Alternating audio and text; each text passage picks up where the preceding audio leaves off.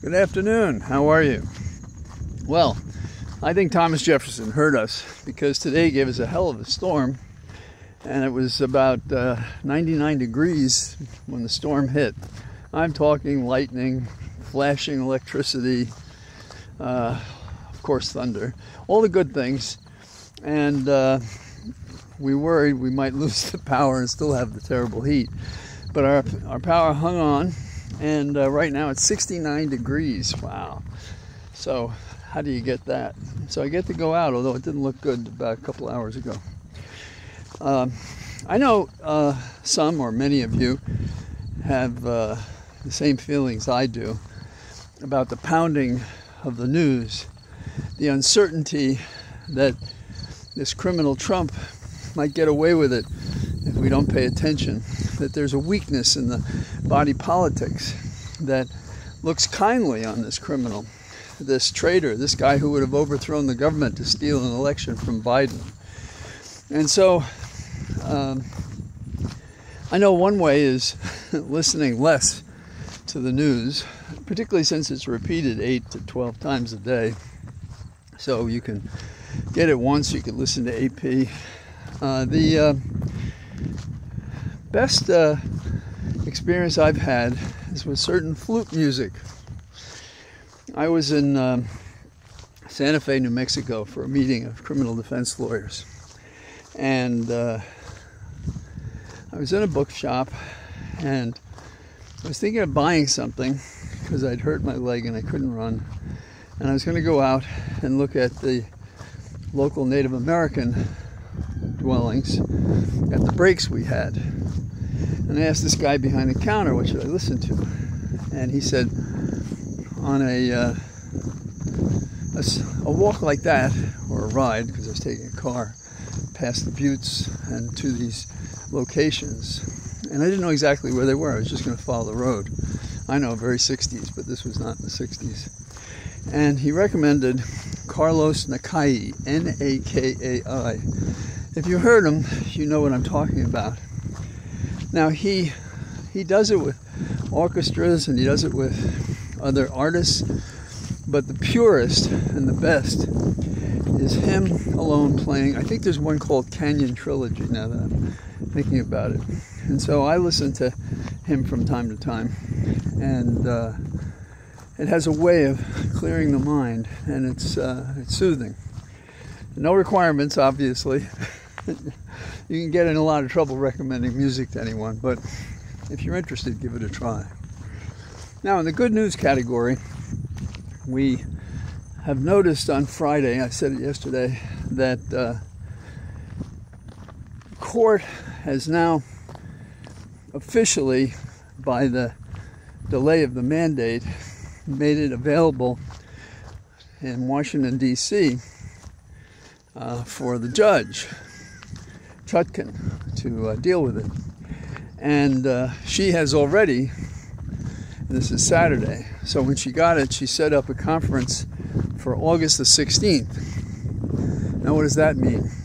It may be, I think it'll be two things. One is to corral everybody in the room and give them the hearing, and the other is to announce certain decisions by the court, including how she will look at the Supreme Court's decision and decide what is admissible or not, or whatever hybrid there is.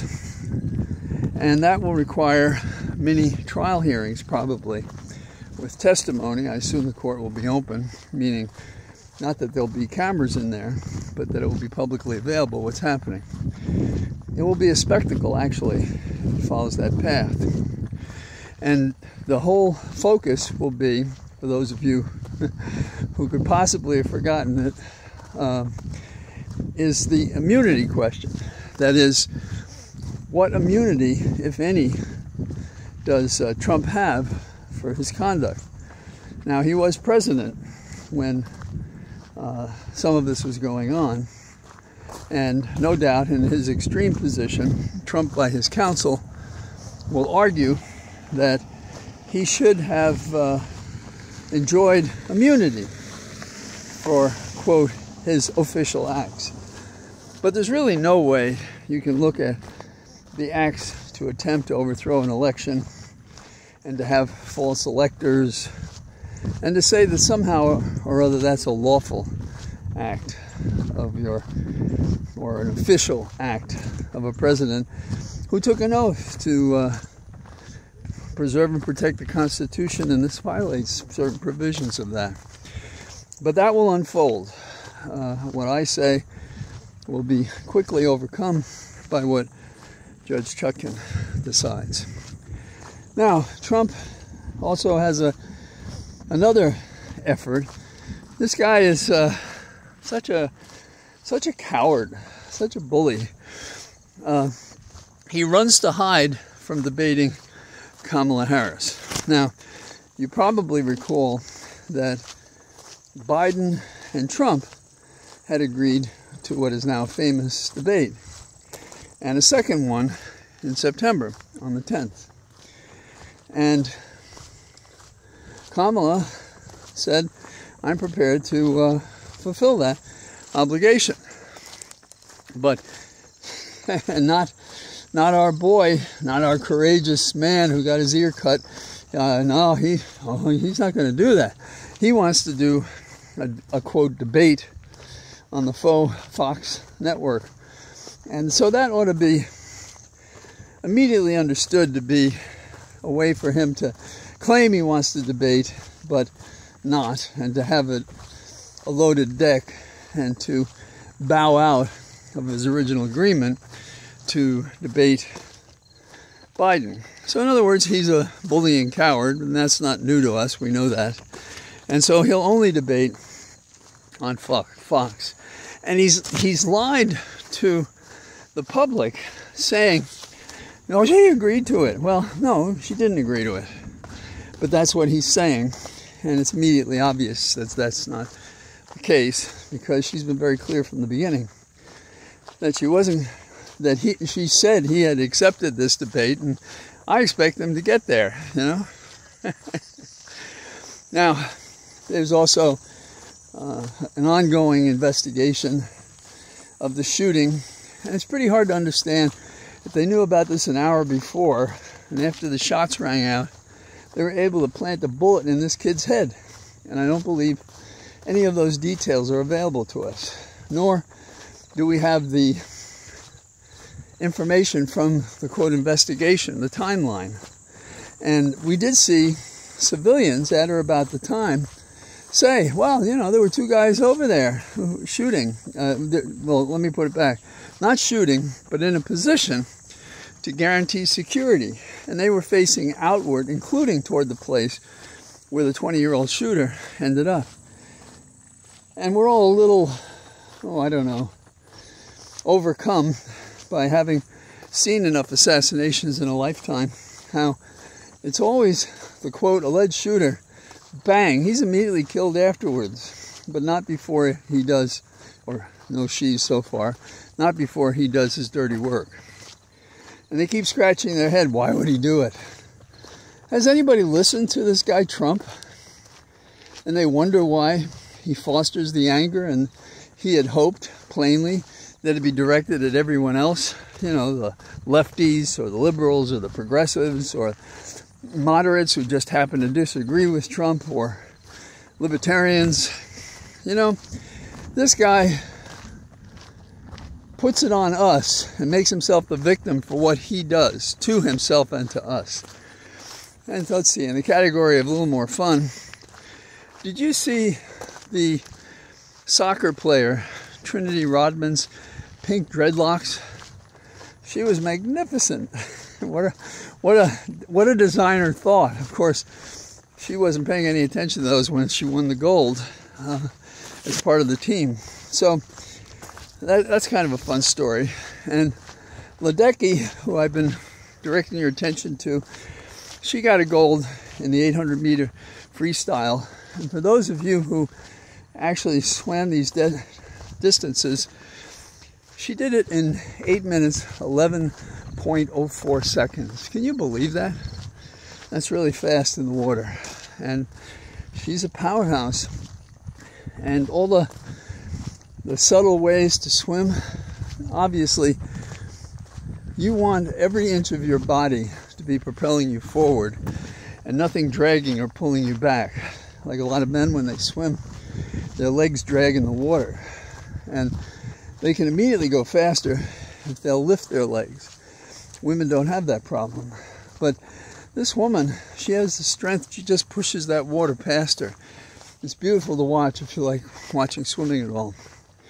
Now, going back to the political column, I think you should know that Jimmy Carter has announced who he's going to vote for, and he's about to be 100, and he's hoping he gets his chance to vote for Kamala.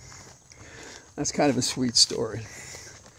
And then the last on my mind thing I have is, oh yeah, about that debate. Some may say, so what now? Will there be a debate? Well, ABC has said that September 10th remains available, and whoever shows up gets the debate. And as of right now, Ms. Harris intends to be there. And run and hide Trump will not. And so we'll see how he feels about that down the road. And he's saying, I don't have to debate now. I think he knows maybe he shouldn't debate, but he needs something. And we have to watch this game closely. And it's a game with really substantial consequences. We have to watch this game closely. But I think we continue to be moving in the right direction. And the final thing for those Pete Buttigieg fans out there, I found out after my walk and talk yesterday that Pete had made it to the 6 that are being considered this weekend. Now the smart money says it won't be Pete, but at the very least, it's a nice and complimentary and honorable thing to talk to him. And we can imagine what that conversation would be, just as with the others. And the law firm that's been amassing the information, I'm sure, will flesh out certain specific questions to ask them, including how would we work this? How would we get along? What would you want out of the job? Well, you're the standby material for America in case anything happens to me, Kamala. So that's going to be a hell of a discussion. But by Tuesday, it's hoped that Kamala will be touring with her vice president designate. And so we're putting all the pieces together to take back the White House and the West Wing. So I hope you enjoyed this, and it's really a kick to be out with the temperature so cool. The humidity is, as you might expect after a storm, kind of high, but with the heat down, it's really a great pleasure to be out. I just have to watch for the puddles. So if I carefully say this, I say goodbye to you today, and perhaps tomorrow I'll be able to talk to you from the Cathedral of Trees. All the best. Bye-bye.